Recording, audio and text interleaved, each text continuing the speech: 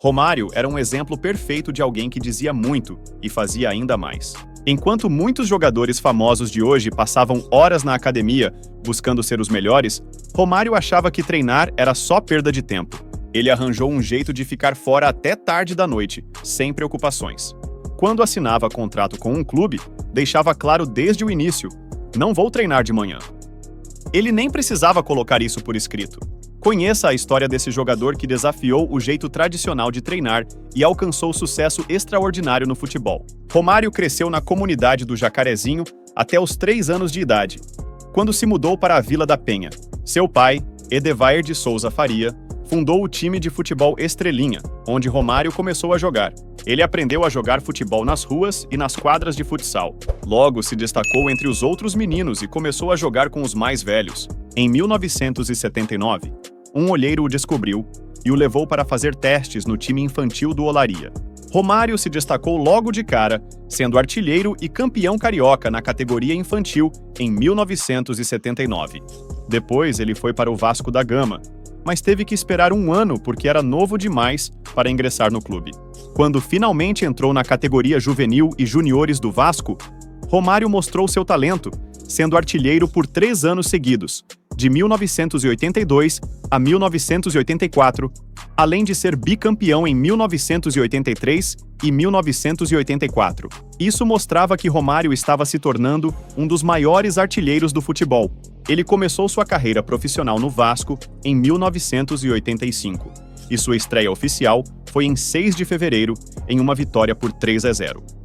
O primeiro gol dele foi no dia 18 de agosto, em um amistoso contra o Nova Venécia, marcando 2 vezes em uma grande vitória de 6-0 sobre o time capixaba.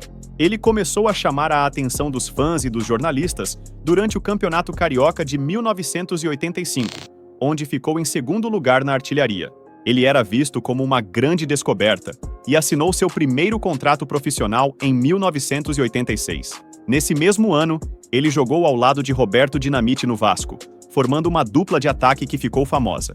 Essa equipe do Vasco é lembrada por ter os 2 maiores ídolos recentes do clube, além de outros jogadores veteranos conhecidos e jovens talentosos. Dinamite disse mais tarde: "Você sabe como era jogar ao lado do Romário quando ele tinha 20 anos? Era só passar a bola para ele.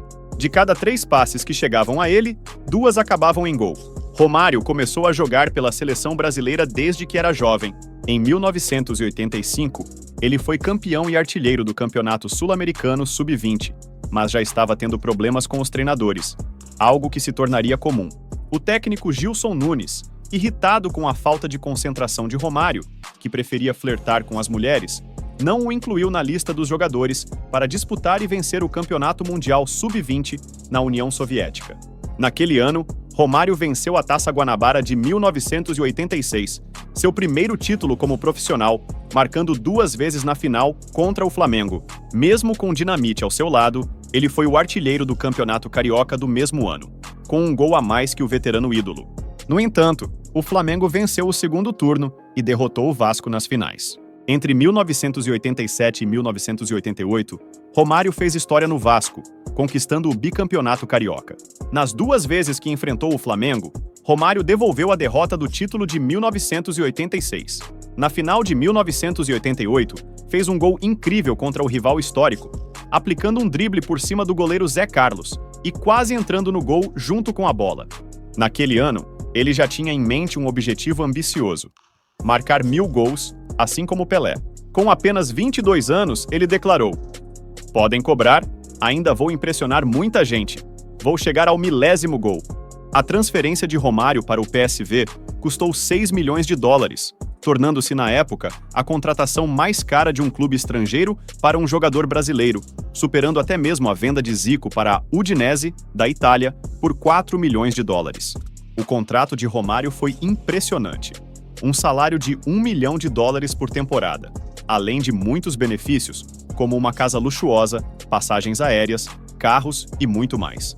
Ele estreou pelo PSV em 30 de outubro de 1988, e logo na sua primeira temporada no clube, foi artilheiro, campeão do campeonato holandês e da Copa dos Países Baixos. O técnico da equipe, Guus Hiddink, até veio pessoalmente ao Brasil para negociar com Romário. Na Copa dos Campeões da UEFA, Romário enfrentou pela primeira vez um futuro rival, o Real Madrid. Ele marcou gols nos 2 jogos, mas foram os espanhóis que avançaram para as semifinais na prorrogação. Na temporada de 1990, Romário foi novamente o artilheiro da Eredivisie e conquistou a Copa Nacional. Além disso, ele se tornou o primeiro brasileiro a ser convocado para uma Copa do Mundo, jogando pela equipe dos Países Baixos. No entanto, uma lesão no tornozelo, ocorrida 3 meses antes do torneio, durante um jogo pelo PSV, quase o impediu de jogar na Copa. Sem Romário nas rodadas finais, o PSV perdeu o campeonato por apenas 1 ponto para o Ajax, confirmando a importância dele na equipe. Romário se recuperou bem da lesão e na temporada de 1990-91 foi novamente o artilheiro e campeão da Eredivisie, o que foi muito especial para os torcedores do PSV. O PSV, que até então era considerado a 3ª melhor equipe do futebol holandês, igualou o Feyenoord em número de títulos no campeonato. No entanto, na temporada seguinte, o Feyenoord superou o PSV, conquistando o bicampeonato. Em 1992-93, Romário não conquistou títulos na Holanda, mas sua performance na Copa dos Campeões da UEFA chamou a atenção dos grandes clubes da Espanha. O Valência tentou contratá-lo a pedido de Gus Hiddink, que na época era treinador do clube espanhol.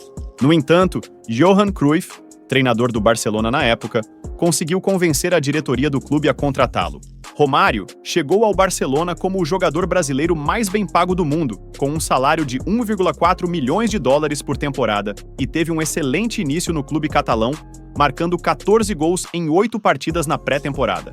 Apesar das preocupações iniciais de alguns jogadores, como Hristo Stoichkov, Romário logo se destacou no Barcelona. Na época, as regras permitiam apenas 3 estrangeiros em campo, mas o Barcelona já tinha o búlgaro Stoichkov, o neerlandês Ronald Koeman e o dinamarquês Michael Laudrup. Mesmo assim, Cruyff conseguiu gerenciar o time de forma que todos pudessem contribuir, e Romário logo se tornou uma peça fundamental no time. Romário foi eleito o 2º melhor jogador do mundo pela FIFA em 1993. Na temporada seguinte, o Barcelona buscava seu 4º título seguido. Em um jogo clássico, Romário brilhou, marcando 3 gols e dando uma assistência em uma vitória por 5-0 sobre o Real Madrid. Um desses gols entrou para a história, sendo considerado o mais bonito do Barcelona em uma pesquisa de 2008. Nele, Romário driblou o zagueiro Alcorta com um movimento chamado de cola de vaca pelos espanhóis. Além de conquistar o título do Campeonato Espanhol, Romário foi o artilheiro mais uma vez, marcando 5 hat-tricks em uma única temporada, um recorde. Ele até fazia apostas com o técnico Johan Cruyff, prometendo ir ao Brasil se marcasse 2 gols em um jogo, algo que ele frequentemente conseguia. No entanto, na Liga dos Campeões da UEFA, o Barcelona não teve tanto sucesso. Romário marcou apenas 2 vezes, ambos contra o Spartak Moscou na fase de grupos. Na final, o Barcelona foi derrotado por 4-0 pelo Milan. Romário se destacou na seleção brasileira durante a Copa do Mundo de 1994, marcando gols importantes até chegar à final contra a Itália. Naquela final, ele enfrentou 5 jogadores do Milan, equipe que meses antes havia derrotado o Barcelona na final da Liga dos Campeões da UEFA. Romário teve dificuldades na final, especialmente contra o zagueiro Baresi, e até perdeu uma chance clara de gol. Com o jogo terminando em 0-0 no tempo normal, a decisão foi para os pênaltis. Romário converteu sua cobrança, acertando a trave antes de a bola entrar. Com erros de Baresi, Massaro e Roberto Baggio, a Itália perdeu nos pênaltis e o Brasil conquistou o tetracampeonato. Romário foi considerado um dos grandes responsáveis pela vitória brasileira e recebeu a taça logo depois do capitão Dunga. Sua importância na conquista foi reconhecida pela FIFA, que o escolheu como o melhor jogador do mundo naquele ano. Após o sucesso na Copa, Romário voltou a Barcelona alguns dias depois como campeão e herói nacional. Porém, sua estadia na Espanha não durou muito mais. Ele queria voltar ao Brasil e forçou sua saída do Barcelona, mesmo com clubes europeus interessados nele, como a Juventus. Barcelona acabou aceitando reduzir o valor de seu contrato e o vendeu por 4,5 milhões de dólares, sendo que o Flamengo ainda pagou mais 2,5 milhões, totalizando 7 milhões de dólares. Pelo Barcelona, Romário conquistou 7 títulos e marcou 53 gols em 84 jogos. Sua passagem pelo clube espanhol foi marcada por momentos memoráveis, incluindo uma última noite brilhante no Camp Nou, onde marcou 3 gols em uma vitória por 4-0 sobre o Manchester United na Liga dos Campeões de 1994. E aí, gostou de relembrar um pouco da história do Romário? Comenta aí embaixo. E não esqueça de se inscrever no canal, deixar o like e ativar o sininho para não perder os próximos vídeos.